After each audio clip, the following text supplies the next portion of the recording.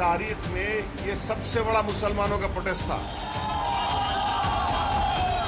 लोग ये कह रहे थे कि लोग नहीं आएंगे, 10,000 गाड़ियों से पूरे महाराष्ट्र से लोग निकल कर आए।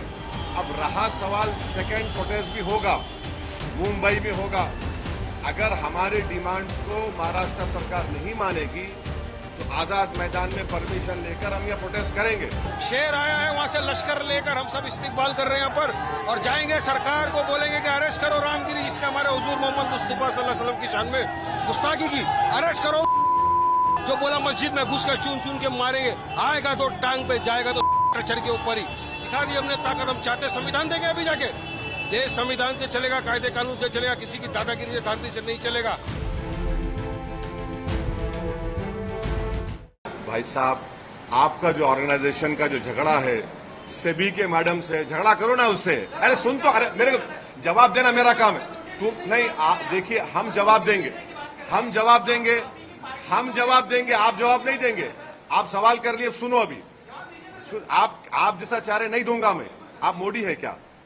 नहीं है ना मोदी, आप तो रुक जाइए। आप मोदी तो नहीं है ना, मेरे पीछे ईडी सीबीआई तो नहीं भिजाएंगे ना आप। सुनिए, मेरा जवाब यह है कि आप लोग झूठ चलाए, आप लोग झूठ चलाए। आपका झगड़ा सेबी से है। आप मैडम, अरे मेरा नहीं, उंगली मत दिखाओ, ऐसा उंगली मत, ऐसा मत दिखाओ। नहीं, आप जर्नलिस्ट है, आप जर्नलिस्ट है। मैं आपको बिल्कुल, वो झूठ है, हम बोल रहे तो नहीं, हम आपको बोल रहे झूठ है वो। आपको अब सुन तो लीजिए, इतना बड़ा मजमा आया महाराष्ट्र की तारीख में, ये सबसे बड़ा मुसलमानों का प्रोटेस्ट था।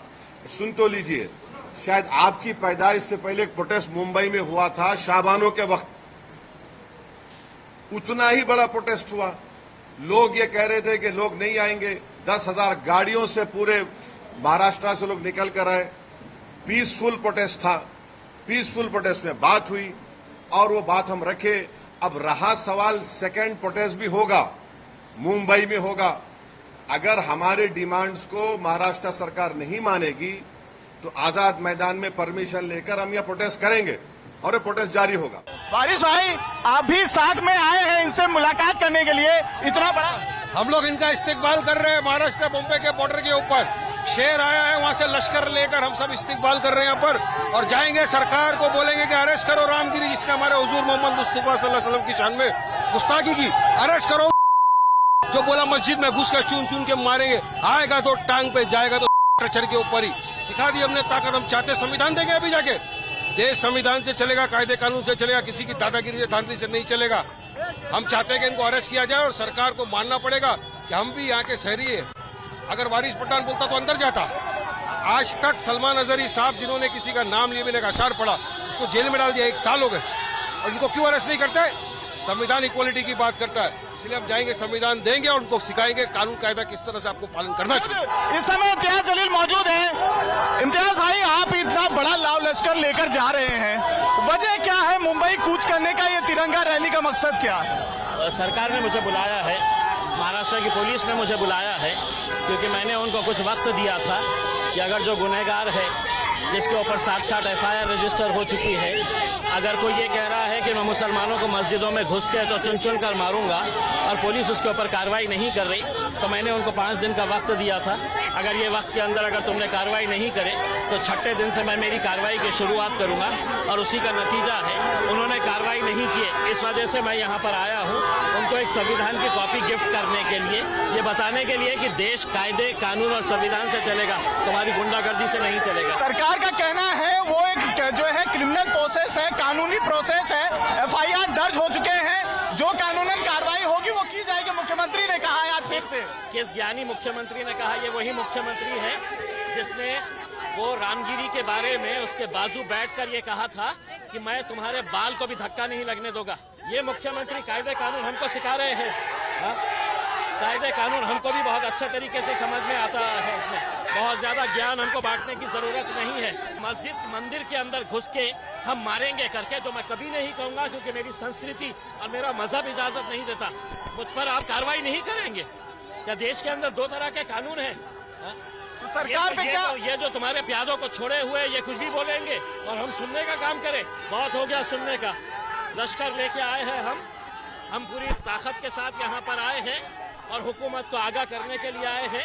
वो कोई और होंगे जो तुम्हारी बातों से डरते होंगे, तुम्हारा सुनकर घर पे बैठते होंगे। हम संघर्ष करने वाले हैं, लड़ने वाले हैं। क्या मुंबई में आप आजाद मैदान जाना चाहते हैं? वहां पर आपको एंट्री की अभी तक कोई इजाजत मिली है? पुलिस प्रशासन की तरफ से कोई एश्योरेंस मिला है? मैंने कोई परमिशन मांगा नहीं है। पूरा महाराष्ट्र मेरा है, मैं कहीं पर भी जा सकता हूँ। मैंने कोई परमिशन मांगी नहीं है इसमें। मैं सिर्फ आज मुझे खुशी इस बात की है कि लोग कहते थे कि इसको घर से बाहर भी निकलने नहीं देंगे। मैं औरंगाबाद से निकल के थाने तक पहुंच गया हूं।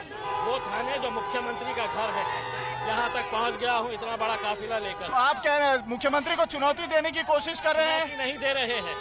हम उनको एक संविधान की कॉपी लेकर आए हैं उनको देने के लिए कि साहब इससे देश चलने वाला है, संविधान से, दादागिरी से और आपका ये जो जाति धर्म के बीच में जो दरारें पैदा कर रहे हैं, दंगे करवाने की आप सोच रहे हैं, उससे देश नहीं चल सकता, राज्य नहीं चल सकता है। शिवसेना का ये कहना है, शिंदे गुट के जो नेता हैं उनका ये कहना है कि एमआईएम और उद्धव ठाकरे के बीच में डील हो गई है, महाराष्ट्र का किसी भी तरीके से माहौल खराब करना है, इसी वजह से आप मुंबई की तरफ कूच कर रहे हैं, इतने बड़े लाव लश्कर, इतने हजारों की भीड़ लेकर। क्यों? अगर ये कार्रवाई कर लेते तो मैं भी आज घर पर बैठा होता। तुम कार्रवाई नहीं कर रहे हैं हा? और मुझे ज्ञान दे रहे हैं कि हमारे इसके साथ समझौता, उसके साथ समझौता, हम अकेले काफी है, हमें किसी के सहारे की जरूरत नहीं है। तो ये शिंदे के जो पिद्दुआ बोल रहे हैं ना कि इनका सेटिंग हो गया, इनका ये हो गया, तो उनको एक बात समझ लेना चाहिए, हमको किसी के सहारे की जरूरत नहीं है। सवाल इसलिए भी उठ रहा है भाई क्योंकि आपने प्रपोजल एक दिया था महाविकास अघाड़ी को कि लोकसभा चुनाव में हमें साथ नहीं लिया, हमें बी टीम कहा जाता है बीजेपी का, हम दोबारा मौका नहीं देना चाहते हैं, हमें साथ में असेंबली इलेक्शन में ले ले। इसीलिए शिंदे गुट के जो नेता है वो सवाल उठा रहे कि कहीं कोई म्यूचुअल अंडरस्टैंडिंग। हमारे को आज तक कोई पॉजिटिव रिस्पांस नहीं दिया है, तो हम पूरी ताकत लगाएंगे महायुति को हराने के लिए भी। और महाविकास अघाड़ी अगर सीधे रास्ते पे नहीं आई तो उनको भी लोहे के चने चबाएंगे इंशाल्लाह। अब प्रकाश अम्बेडकर तीसरे फ्रंट की तैयारी कर रहे हैं, वो क्या करना है वो उनसे पूछिएगा। क्या आप तीसरे फ्रंट में जाने की कोई इच्छा, ऐसा कुछ? कोई आया हमारे दर पे तो हम कबूल करेंगे, किसी के पास अब जाएंगे आएंगे नहीं। अब आपकी ये पिक्चर क्लियर हो गई है कि एमआईएम अपनी लड़ाई खुद लड़ेगी महाराष्ट्र में। देखिए अभी इलेक्शन डिक्लेयर नहीं हुए, अगर किसी को लगता है हमारा कुछ वजन है, हमारी कुछ ताकत है, तो वो आएंगे, बात करेंगे। ये जो आपका काफिला है क्या वाकई मुंबई जाके रुकेगा? क्योंकि मुलुंड टोल नाके पर पुलिस भारी जो है संख्या में वहां पर मौजूद है, उनका कहना है कि हमें परमिशन नहीं दिया गया है इम्तियाज जलील जी को और वारिस पठान जी को मुंबई में एंटर करने का। मेरा राज्य है, मैं भारत का नागरिक हूँ, कहीं पर भी जा सकता हूँ।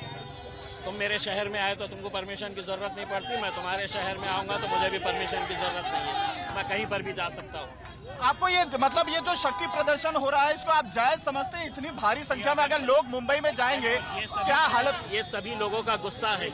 सरकार ने बुलाया हमको दावत देकर, पुलिस ने बुलाई दावत देकर कि साहब हम कार्रवाई नहीं करने वाले हैं, तुमको आना है तो आ जाओ। तो मैं बोला लो मैं पूरी बारात के साथ आता हूँ, तो बैंड बाजा बारात लेके मैं आया हूँ मुंबई को।